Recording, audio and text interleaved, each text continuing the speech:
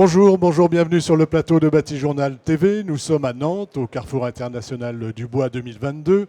Et pour commencer cette journée, avec mes deux invités, nous allons parler de bois et de biosourcés. En gros, on va voir comment bien marier le bois et les matériaux qu'on appelle aujourd'hui biosourcés.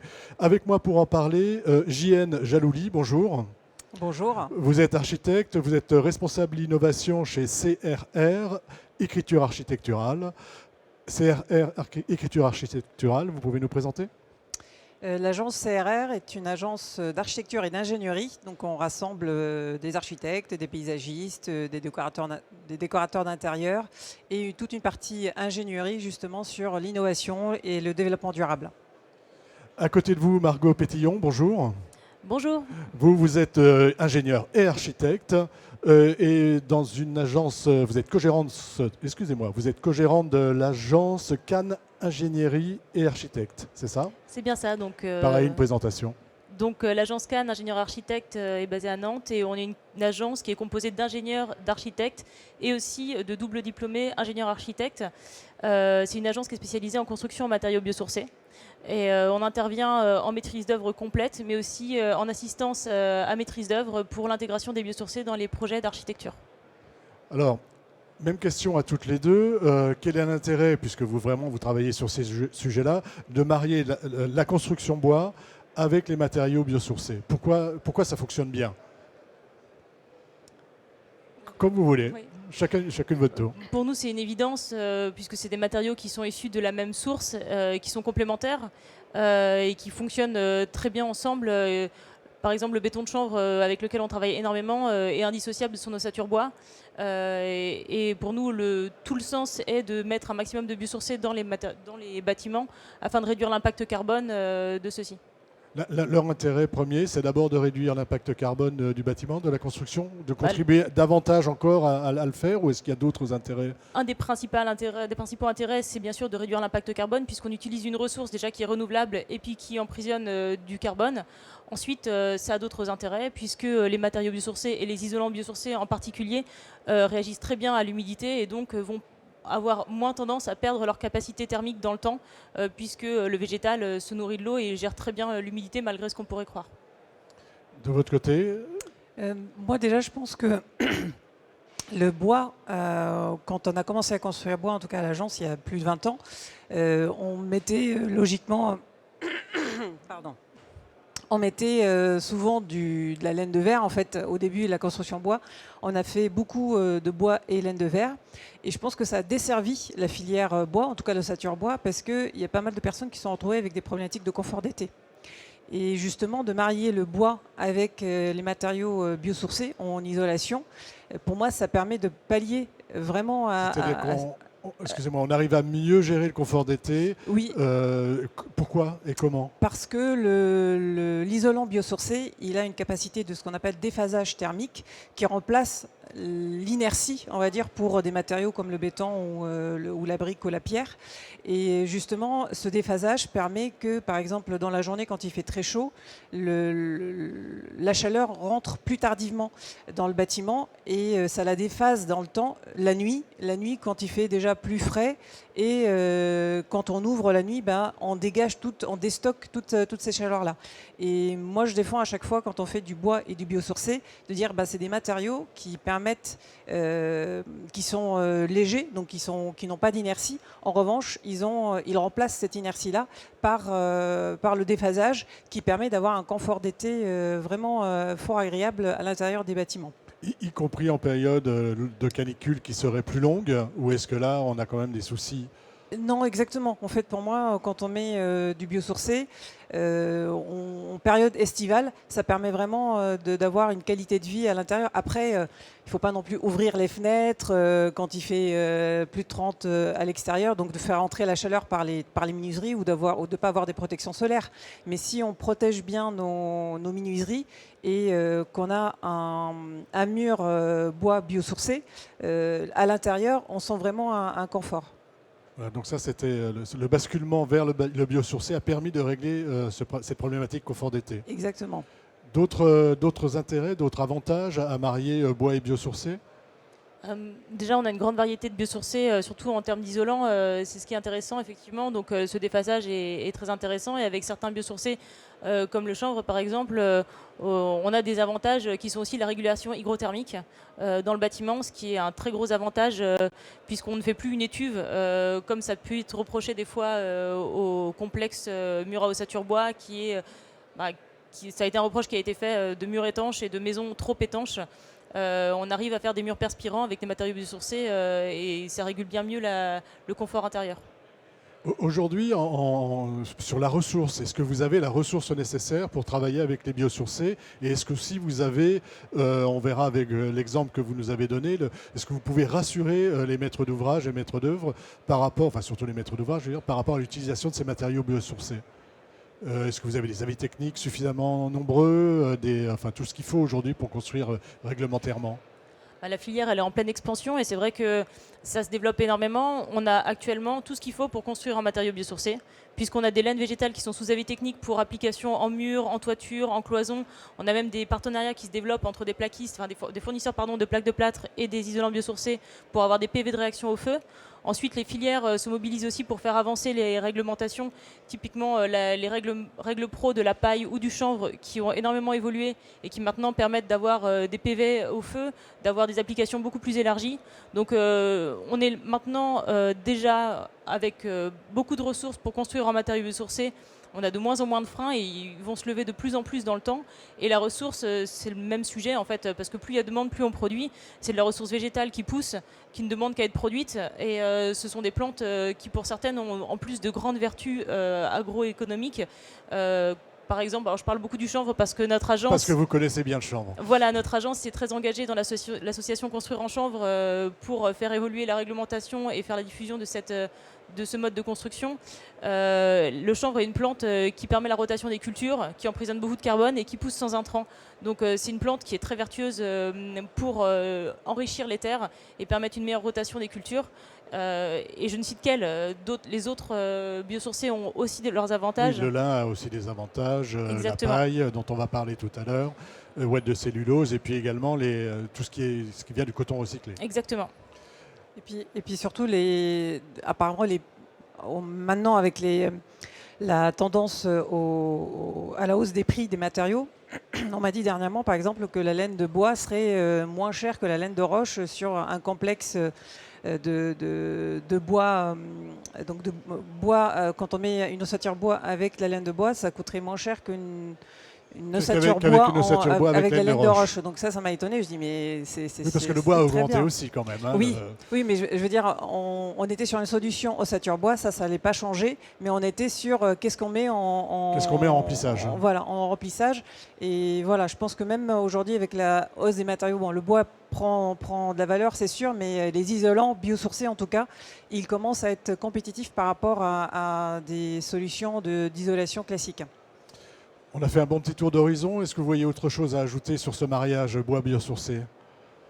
Alors, ou est-ce qu'on part direct sur nos retours d'expérience? Moi, je dirais qu'il y a aussi des complexités aussi à choisir le bois biosourcé. Donc, ça a des avantages en confort. Aujourd'hui, c'est vrai que ça reste cher par rapport à des solutions classiques. Et puis, vigilance sur toutes les questions réglementaires justement de feu ou d'humidité pour ces matériaux-là. C'est pour ça, heureusement ici, on est dans une région où les entreprises à force d'expérimenter, ils sont vigilants ils font très attention à ces points-là d'humidité et de questions de feu. Mais voilà, c'est des questions de vraiment sur les chantiers, il faut faire attention, mais on en parlera avec votre projet, c'est-à-dire de voir comment justement on adapte le chantier à ces produits qui sont particuliers. On a passé le stade expérimental aujourd'hui, ou est-ce qu'on est encore dans l'expérimentation? Pour moi, de ce que je connais, moi je ne connais pas le chanvre, pour la question, par exemple, bois-paille, on a passé l'expérimentation, mais pas sur certains projets. Parce que l'usage du bâtiment, quand on utilise du bois et du biosourcé en isolation, selon les projets, la réglementation, elle peut changer. Et sur certains bâtiments, on a encore du mal, justement, par exemple, sur les immeubles de grande hauteur. Aujourd'hui, avec le biosourcé, on a du mal à faire passer ces solutions-là parce qu'il faut se protéger du feu, parce qu'il y a des règles qui sont un peu plus complexes. Donc, on n'a pas passé l'expérimentation sur ce typologie sur ce type de bâtiment. projet. Mais sur les projets que vous allez nous présenter, donc c'est un lycée, un collège, des écoles. Là, aujourd'hui, on en voit quand même beaucoup. Oui, et les maîtres d'ouvrage sont même demandeurs de ces solutions-là. Oui. Ça donne une bonne visibilité. Je pense que tout est une question d'éducation et de communication, puisque maintenant on a toutes les clés pour construire. Alors effectivement, on est limité pour certains types d'ouvrages, mais ça va venir. Les choses évoluent, mais on est quand même bien armé pour l'instant pour répondre. Et il y a beaucoup de craintes et de méconnaissances qui demandent qu'à être levées, effectivement, pour pouvoir appliquer plus grandement les biosourcés sans crainte. Alors allons-y sur les retours d'expérience. On va commencer par votre lycée. Expliquez-nous quel est ce bâtiment. D'abord un peu le concept et puis le projet dans son ensemble. Donc le lycée d'Esnay, c'est un concours qui date déjà, je crois, de 3 ou 4 ans. Et quand il a été lancé par la région Pays de la Loire, ils n'avaient pas forcément un objectif affiché de biosourcé plus que le niveau 1 du label biosourcé. Donc ce n'était pas une demande forte du programme. Le maître d'ouvrage n'était pas forcément demandeur d'aller très loin en biosourcé. Exactement. Sauf que nous, par expérience, on est monté petit à petit sur le biosourcé. On trouvait que c'était une solution vraiment très intéressante pour le bas carbone aujourd'hui. Et donc on a proposé dès la programmation un bâtiment tout bois. Donc, sauf sur les parties de contreventement ou des parties enterrées. On est parti sur un bâtiment lycée vraiment tout bois. Sauf qu'on n'a pas proposé la paille au début en se disant la paille elle est encore méconnue. Ça peut faire peur, surtout à un maître d'ouvrage qui ne veut pas d'ATEX, ne veut pas d'expérimentation. Il veut quelque chose vraiment qui soit roule fluide. Tout seul, qui soit fluide et puis où on a des avis techniques, où c'est où on va, quoi. Exactement. Et donc on n'a pas proposé ça au début, mais une fois qu'on a gagné, on lui a proposé cette solution-là, en le rassurant, lui disant les règles professionnelles existent. Il y avait déjà un collège dans la région qui s'est essayé aux façades bois paille. Et voilà, en discutant, on s'est rapproché aussi du réseau professionnel construction paille. Pour lui parler du projet, pour voir est-ce que en Pays de la Loire il y a assez de paille. Voilà, parce que quand on s'intéresse à la paille, il faut s'intéresser à la ressource assez en amont du projet, c'est ça? Exactement. Donc c'était aussi nous on savait pas, on s'est dit il faut qu'on se rapproche d'un professionnel de la paille. On n'allait pas se rapprocher des agriculteurs. C'est rare que les architectes et les agriculteurs discutent ensemble sur des projets de bâtiments, c'est vrai. Mais là on l'a fait. Donc à travers ce réseau-là, c'est eux qui ont... C'est Paille Armorique. Le collectif Bois Paille Armoricain, c'est, on va dire, le représentant du réseau paille, de construction paille nationale, mais en Pays de la Loire et Bretagne. Donc c'est vraiment le représentant du réseau français. Et eux, donc, très bien, ils nous ont alertés, ils nous ont dit pour ce lycée, pour la quantité de paille qui va être mise en place, il ne faut pas attendre. Il ne faut pas traîner, quoi. Voilà, il ne faut pas attendre l'ouverture des plis pour dire allez, vous allez nous trouver 14 000 bottes de paille pour construire un lycée dans 6 mois. Donc ce n'était pas possible, surtout que la paille, ça se cultive une fois par an. Donc il fallait anticiper cette question-là. Il fallait aussi rassurer les agriculteurs. Parce que c'est vrai que le lycée, il est en Vendée, donc c'est une région riche en termes d'agriculture et de production de paille. Sauf que voilà, il y avait une crise de la paille il y a quelques années, il fallait l'importer d'Espagne, etc. Ils ont dit il faut qu'on fasse ce travail de concertation avec des agriculteurs, les rassurer, voir qui serait partant pour participer à donner la paille et puis surtout acheter la paille avant la construction du lycée. Quelle propriété, quelle qualité doit avoir la paille? La paille, les principaux éléments pour la construction, c'est la pression. Il faut qu'elle ait je crois que c'est 120 kg par mètre cube, donc de paille compressée. Donc il faut vraiment être vigilant par rapport à cette compression-là parce que c'est ce qui lui permet de résister au feu. Donc c'est un matériau, plus il est Voilà, il faut compressé, que ce soit dense. Hein. exactement, plus il est dense, plus il va résister au feu. Donc il faut une compression minimale et une humidité maximale. En revanche, il ne faut pas dépasser 20% d'humidité dans chaque botte de paille. L'humidité est l'ennemi de la paille. Exactement. Ça, mais c'est l'ennemi de tous les biosourcés, je pense. Exactement. Oui. Avec le micro. Pardon. Avec... En trop grande quantité, c'est son ennemi, mais il le gère assez bien quand même. Mais pour la paille, non, quand elle est en caisson, parce que le béton chanvre, il est ouvert. À partir du moment où il respire, en fait. Voilà. Mais c'est vrai qu'à partir du moment où un biosourcé est enfermé... Voilà. Et la solution qu'on proposait, nous, c'est vraiment des caissons préfabriqués, fermés. Et là, il n'y a pas photo. Si l'eau, elle s'introduit ou si l'humidité de la paille, elle dépasse les 20%, on va avoir développement de champignons, moisissures, etc. Voilà, donc il faut vraiment être très vigilant par rapport à ça. Là, on a une construction, donc bois-paille, à la fois sur les locaux scolaires, mais aussi sur les logements. Oui. C'est Oui. total bois-paille, on va dire. Oui, il y a un gymnase qui n'a pas été fait en bois paille, mais tout le lycée, sauf la partie cuisine, qui bien sûr c'est une zone humide et c'est pour cela qu'elle a été faite en classique, en parpaing avec isolation en chambre, je crois quand même. Et donc il n'y a que la partie cuisine qui a été en parpaing, mais tout le reste était en bois paille, oui. Si on parle maintenant de chantier, de mise en œuvre, qu'est-ce que ça demande comme type d'organisation? Est-ce que ça change les organisations des entreprises? Enfin, j'imagine que oui, mais en quoi ça change l'organisation des entreprises? En fait, déjà, la construction bois en elle-même, on s'est rendu compte avec ce gros projet, parce que aujourd'hui on en fait d'autres, mais c'était le premier gros projet en bois, et on s'est rendu compte en fait sur les chantiers qu'un projet de ce type demande plus de préparation. D'habitude, sur un chantier classique en béton, on fait 2 mois de préparation et directement on arrive, on coule le béton et ça se déroule. Ici, sur ce chantier-là, on a eu plus de 4 mois de préparation avec justement l'entreprise donc LCA qui a fait la partie bois-paille. Justement, par exemple, tout ce qui est plancher CLT. Donc LCA, elle s'est rapprochée des fluides en lui disant là, sur les 4 mois, vous me donnez toutes vos réservations parce qu'après un plancher CLT, on ne va pas faire des trous parce qu'on s'est trompé. Voilà, donc il faut vraiment travailler. Excusez-moi, c'est un projet BIM, ça ou Oui, oui, exactement. Ça facilite justement. Ça facilite normalement. Exactement.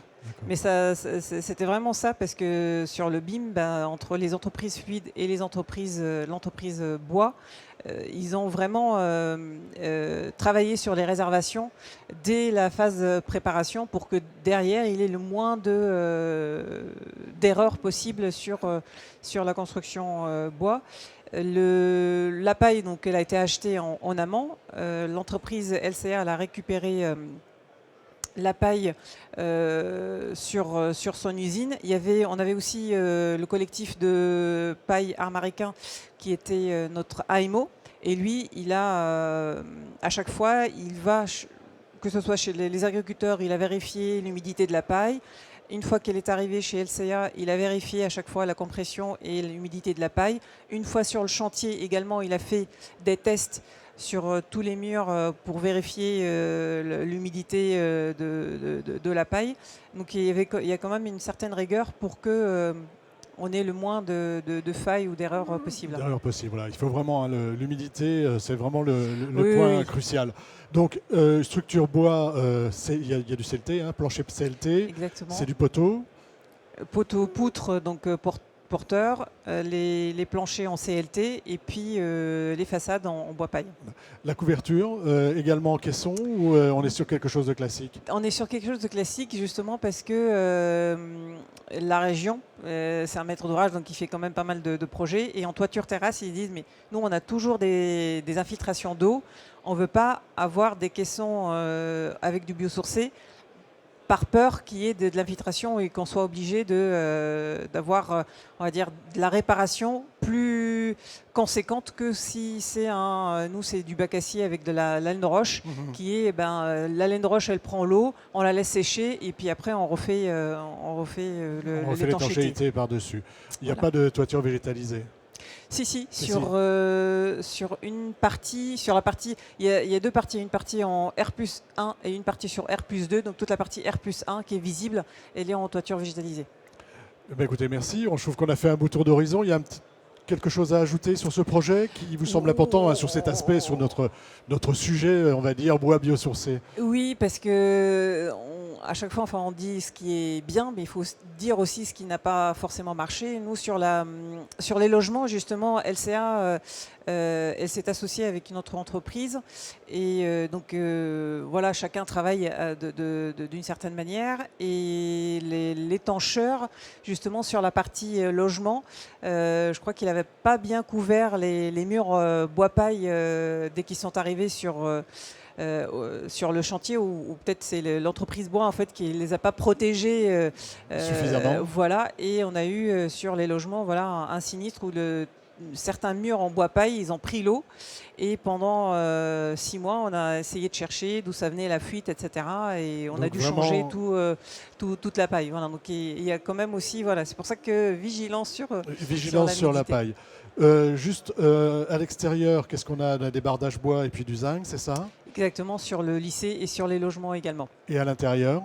Et à l'intérieur, du coup, on a doublé en biofibre, donc un isolant chanvre et placo-plâtre. D'accord. Merci. Je vous en prie. On part où maintenant? Alors on part à la Turballe, À la sur le Turbane. port. Sur le port de la Turbane, c'est pas mal. Allons-y. Alors on est sur le port de la Turballe, un bâtiment qui est sur l'aire de carénage face à la mer. C'est le bâtiment qui est en bas à droite de l'image. C'est un bâtiment qui est la base de maintenance pour le parc éolien en mer au large de Saint-Nazaire. Donc un bâtiment de bureaux et d'entrepôt pour stocker les pièces de rechange.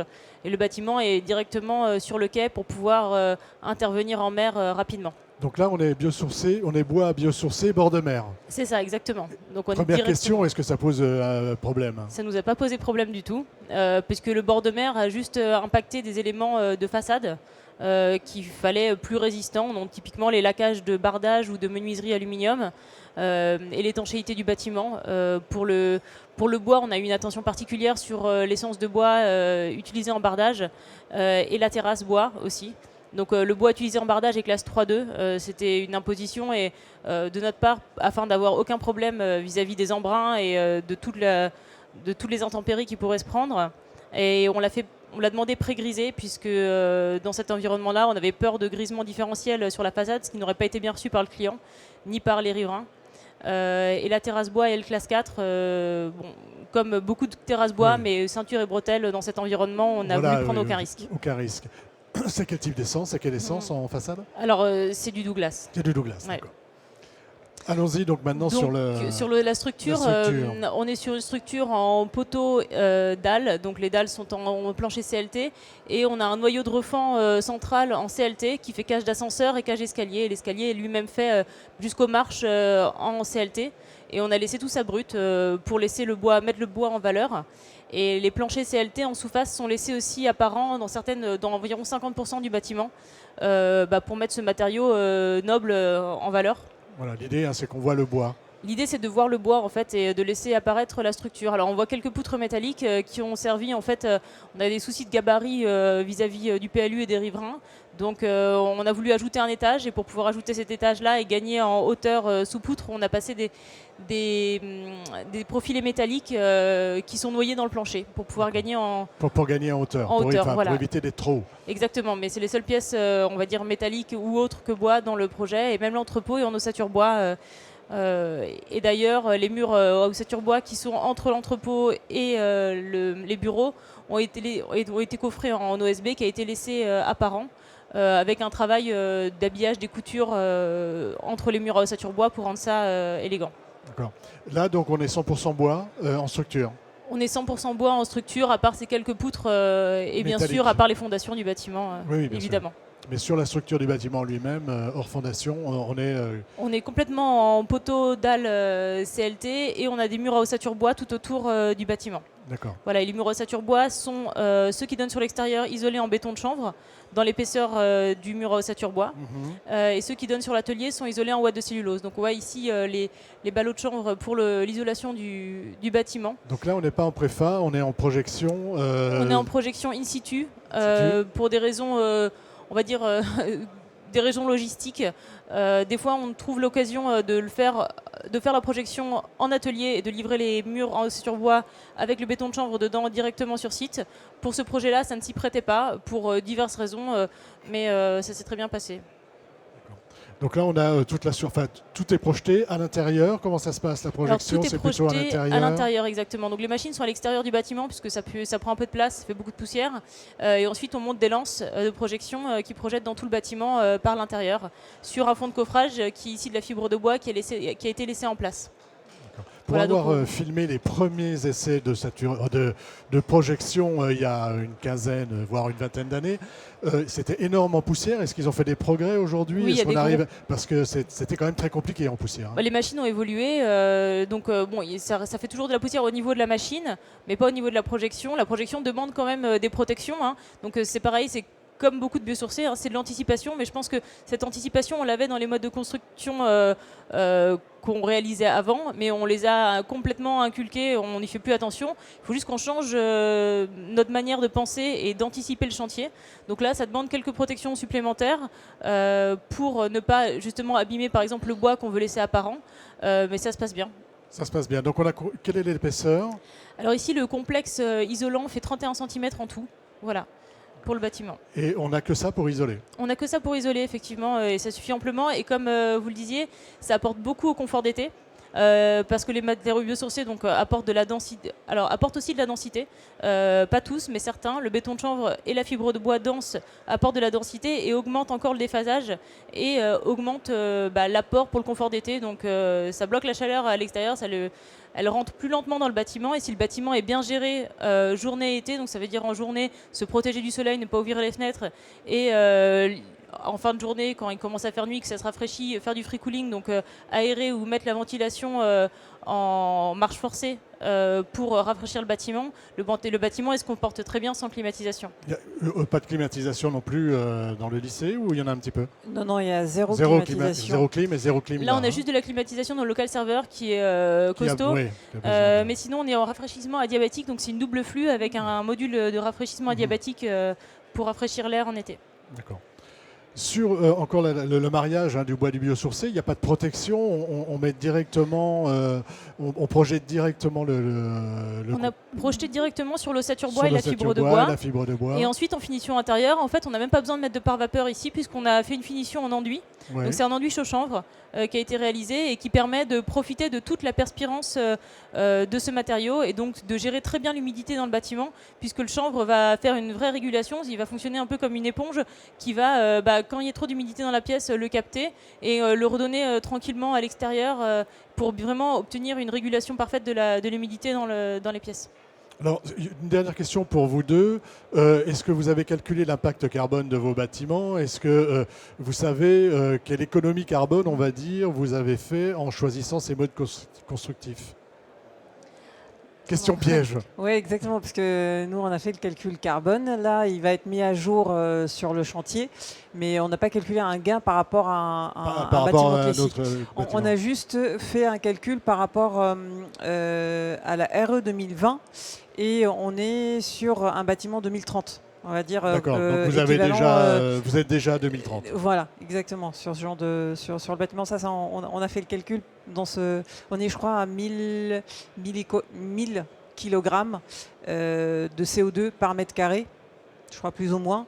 Ce qui fait que voilà, on est équivalent 2030 pour un bâtiment tertiaire de ce type. Et de votre côté, de notre côté, il n'y a pas de calcul officiel qui a été fait. C'est des calculs qu'on a fait parce qu'il n'y avait pas de labellisation, mais on serait E3C2. Donc c'est plutôt dans le E+, C-. On n'a pas fait le nouveau calcul RE 2020, mais. Vous êtes au 3C2, donc le C2 étant très difficile à obtenir normalement. Oui, là on l'avait largement obtenu. Ouais. Écoutez, merci d'être venu sur le plateau de Bâti-Journal TV pour nous parler de ces deux projets et de nous parler biosourcés et bois, du mariage de ces deux matériaux qui sont finalement tous les deux biosourcés. Une émission à retrouver sur nos sites internet, sur notre site internet avec toutes les autres émissions que nous tournons ici pendant le forum. Notre site internet Bâti-Journal TV et bien sûr les sites du forum, du Carrefour International du Bois et de France Bois Forêt, notre partenaire. Merci à vous. Merci. Merci, au revoir.